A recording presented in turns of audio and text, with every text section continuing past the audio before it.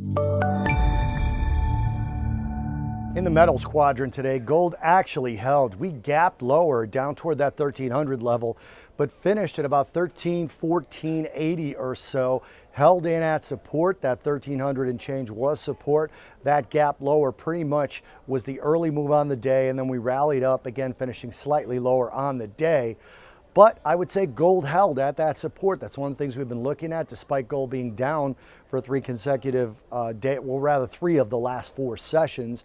It held its support. This is something we see in bull moves. And I've mentioned before that gold has not confirmed some of the other strong metals moves that we've seen.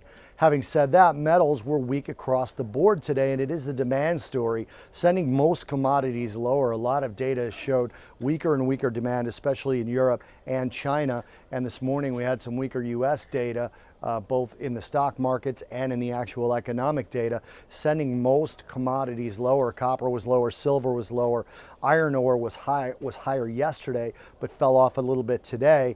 And crude oil has been lower as well, or has gone lower as well.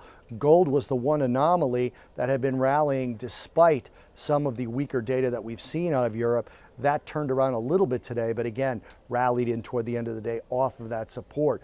And the dollar has been stronger. Inverse relationship between gold and the US dollar broke down over the last few sessions.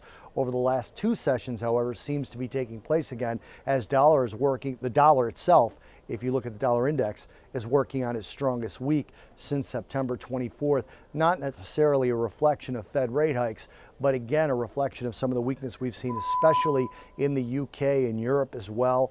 And then potentially, Kaplan this morning, we're at the neutral rate, so that would kind of take away the idea that a rate cut was coming, which was starting to be priced into the Fed fund futures.